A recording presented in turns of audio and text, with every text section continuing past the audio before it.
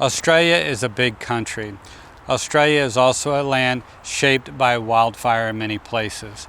Join me as we travel around this great country, meeting people and talking with them, and together their stories will come together and help us better explain Australia's complex relationships with wildfire.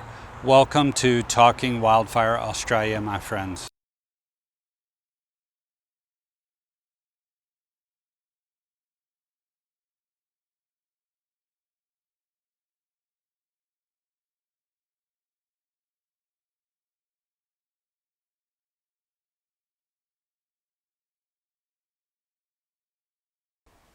Hi and welcome. This is my friend Jamie. We met in Tasmania in 2019. Jamie lives in the Kangaroo Valley just to the south of Sydney. This is a very fire-prone area. In Tasmania, I saw that Jamie is a very good leader. And Jamie, can you tell us a bit about your thoughts on leadership? Leadership, good question. Thanks, Mike. Thanks for having me. Leadership's pretty key, particularly in an emergency services environment. Without good leadership, there's a lot of people with a lot of resources wandering around not doing a very effective job. Leadership's really important. I can talk about leadership on a brigade level or a personal level, or it's on a personal level it's about how you carry yourself, how you treat other people. I think good leaders have a lot of empathy and a lot of empathy with other people. In a volunteer organisation that I'm involved with, it's really, really important to have empathy and to really understand who you're working with. You've got to really know how to get the best out of people and not overburden people and overwhelm people, give them enough information to make their own decisions. That's very, very key.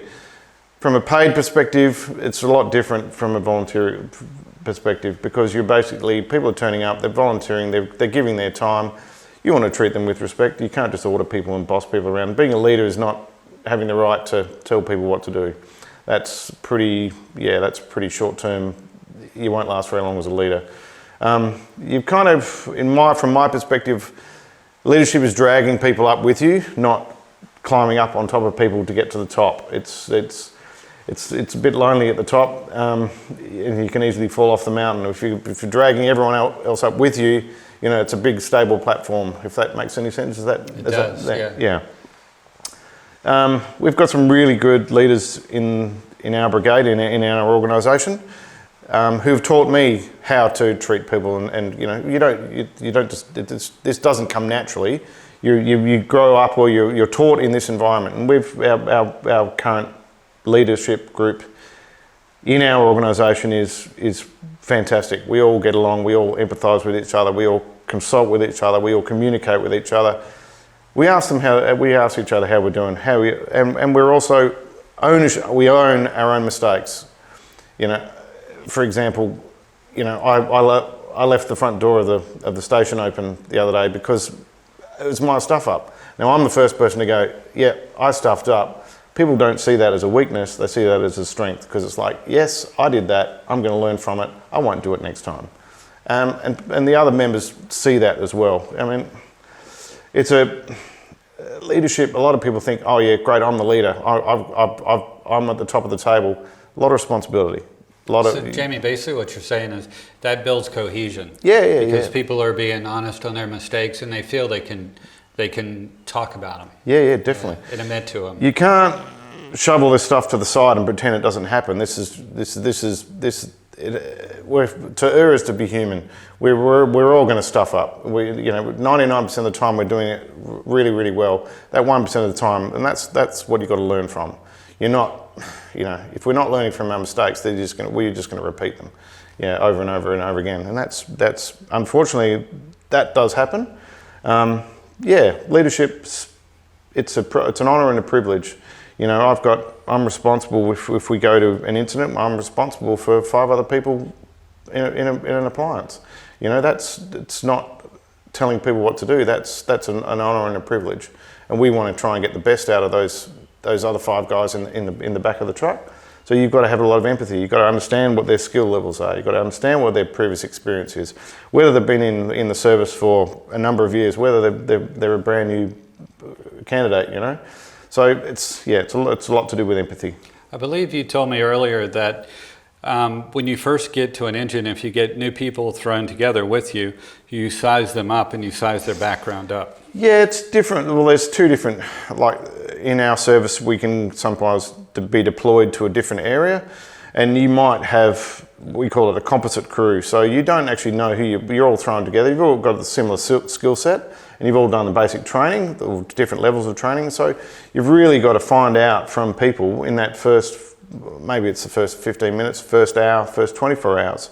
You've really got to work out what's their skill set, whether they're chainsaw qualified, whether they're winch qualified, whether they're raft, whether they're, you know, what's their skill set, whether they're a breeding apparatus operator, whether they're a clerk, whether they've got catering skills. You know, you've really got to ask questions and say, hey, what's your background? What's your skill set?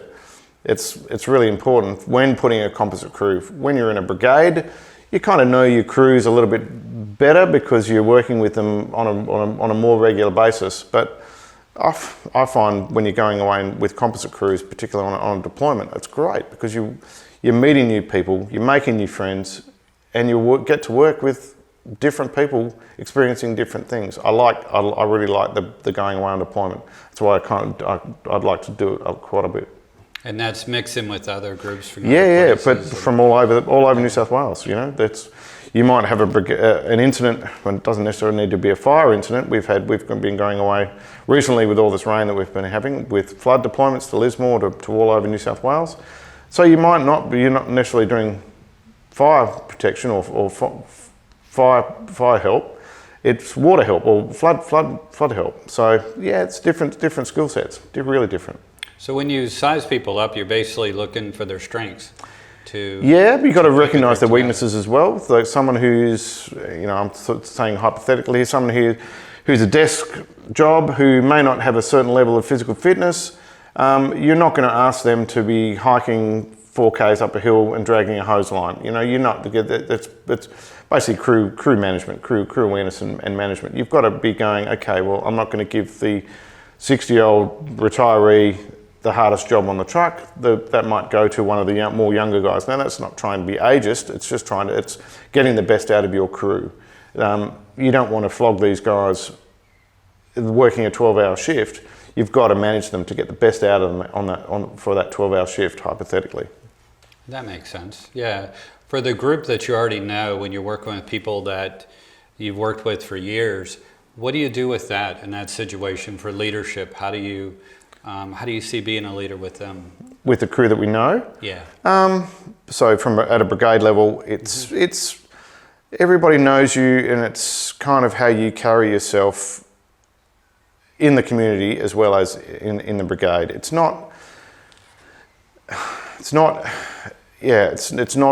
all about rules. It's not all about regulations. It's not all about telling people what to do.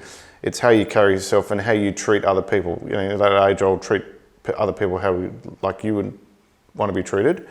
Mm-hmm. That's very much the way it's going to go. Like, there might be certain circumstances where I raise my voice and I'm short with people, but I always will apologise or quantify that with an explanation afterwards and say, I'm really sorry I raised my voice to you, but in that situation, I needed you to get this done now because there was a safety issue. Most guys are very cool with that. It's not good to bark orders at people unless it's really, really necessary. You usually, either if we're going to an incident, people like to be told what's happening. I know this is a volunteer organisation, but you can't treat people like idiots. You want to give them as much information. You'll get a pre-incident brief usually in an appliance on the way to an incident. You'll say, okay guys, this is the information that I have. This is what we're going to. This is what I need from you guys. Does anyone have a contribution? And the other guys go, hey, what about this? Did you think about that? You know, excellent, thank you. Everyone's contributing.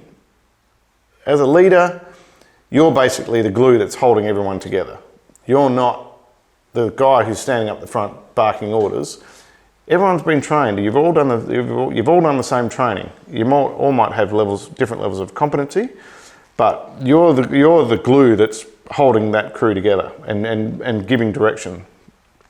So you're moving as a mass, I suppose, but you're you're steering the ship. whereas they're the guys who are rowing. It's a privilege, a real privilege, real privilege. Jimmy, what do you think about mentorship? I know we've talked about it before, and I've got some ideas on it, but can you explain it to everyone how you feel about it?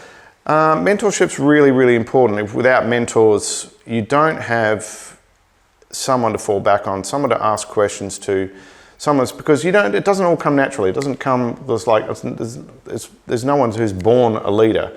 You're either in a position because of your talents, your skills and your competencies or your training, but to have a mentor is to someone to bounce questions off, ask things, get particularly experience. There's most of the mentors in the brigade, in our brigade, are guys who've been around. They've been in the service for 30 or 40 years.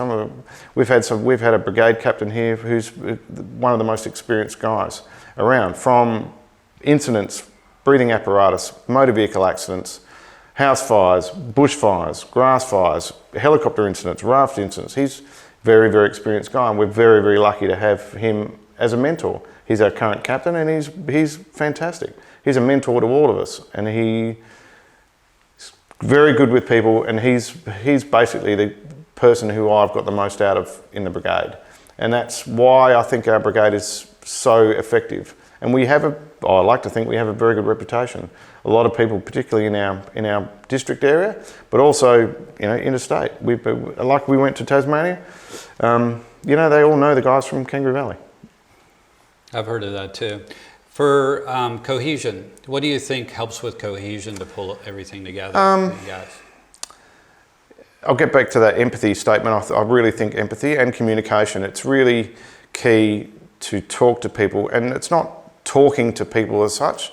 It's communicating with them, letting them know, and having empathy with them so they understand what's going on. Not reading from the manual, because anyone can do that.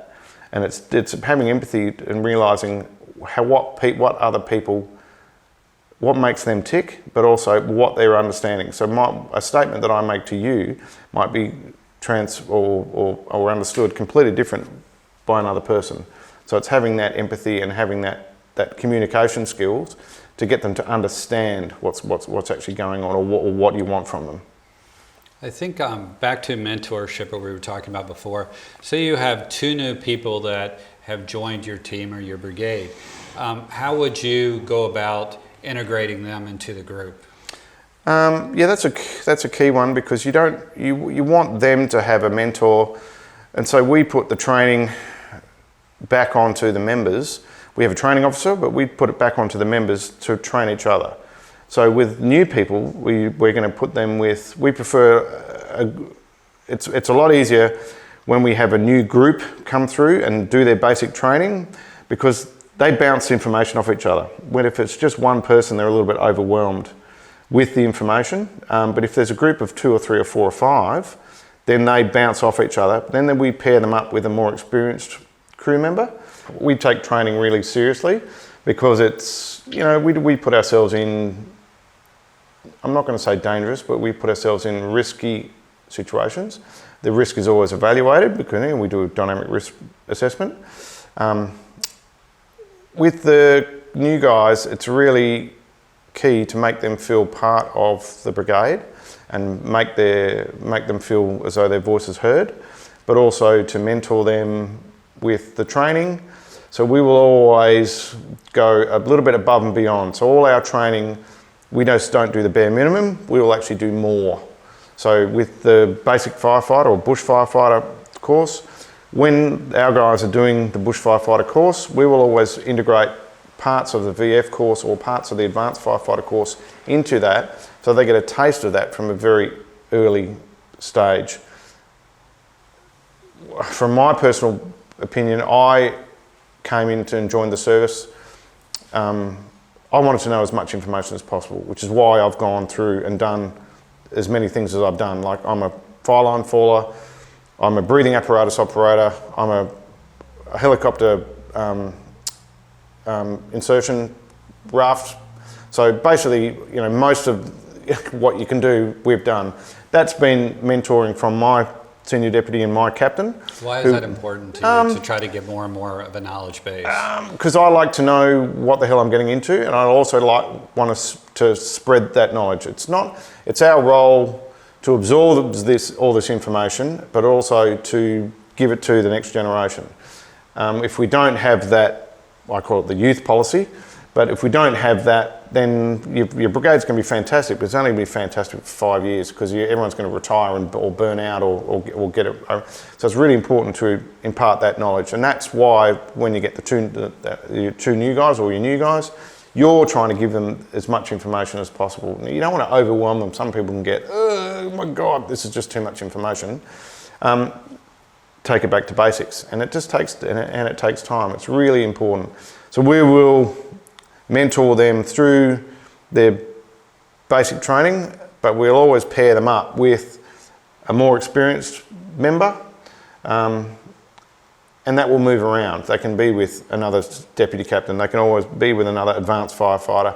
They can be with, so they're getting more information or the same information from a different perspective from different people, which I think is really key, because what I can teach someone about the subject, someone else can have a completely different view on the same subject and be teaching them another aspect of it. Training, and particularly that basic stage, is really, really, really important. So you're all about building the new people up and bringing them into your team. Definitely, you can't set people up to fail. That's a terrible way of teaching people, and that's, unfortunately, that has been, I've experienced that in my employment life, where there is a culture of almost secrecy. It's like, I've got the knowledge, so I have the power.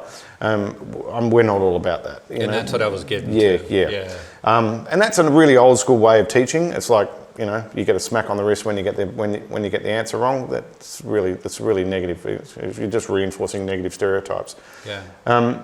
So we're definitely about building people up, and you can sum people up. You can sum their life skills up. A lot of guys who are either retirees or whatever, they've got life skills. Then they've got other guys who are tradies or plumbers or whatever, and they're used to working with their hands. They've got a completely different set of skills that they bring. They're very hands-on. Some guys are very good at comms, very good at IT, very good at communications. That's going to be someone's forte. That's not necessarily my forte. My forte is more working with my hands, physical, remote stuff. And that's you've got to kind of assess why people are joining the service. Do they want community? Do they want see the world? Do they want to, everyone's got a reason for joining a volunteer organisation. Some people just want to meet people, but some people are really, really enthusiastic and they want to get that life experience. They want another set of skills, and that's kind of why I joined. So when you're doing that and you're learning all that new stuff and building those skills, you're basically more valuable to the team, would you say? Yeah, definitely. Yeah. And we can do the same training drill over and over and over again because we want to get it right, and that's your skill set. It's your muscle memory. It's doing it. If you're doing it 100 times, you're going to build that muscle memory. You're going to build, oh yes, I remember how to do that. I do that, put my hand there. It's like, winching in and out of a helicopter. I find that, the 215, there's nothing to hang on to. I like the BK with the winch arm. I don't really like that. Yeah. It's like, I like them both. They're so different. Yeah. But I guess, is there anything you would like to share with somebody that's interested in becoming a firefighter, or like to know more about firefighting, or what we do, or the environment we work in? I think there's a job for everyone. I mean, that's the catchphrase for the organisation that we work for. There's a job for everyone, and I think there is a job for everyone. One of the things I like most about the RFS is everybody is there for a reason, and it's usually to contribute. People don't want to be. They're not joining a volunteer organisation to be a pain in the ass. Everybody wants to contribute, and it's, I suppose, giving people the opportunity to contribute, and that's what they get their sense of worthwhile or worthiness from. It's, yes, I was turned up to work today and I was able to contribute. That's, and it's not about a pay packet. It's not about, that's all people want. It's that opportunity to contribute, and that's what I find so valuable about the RFS and why it has such a good reputation, and why you get school kids saying, "Thanks, fireys," and waving banners. We don't do it for the salary. We do it because it's a job that needs to be done. That's great. Well, Jamie, thank you for coming out and talking to us. Is there anything you'd like to add? No, thank you. Thanks for the opportunity. I appreciate it. I appreciate it too. We're doing this for all of you. If you like what we're doing, please give us a thumbs up, hit the subscribe button, and leave a comment below. See you next time.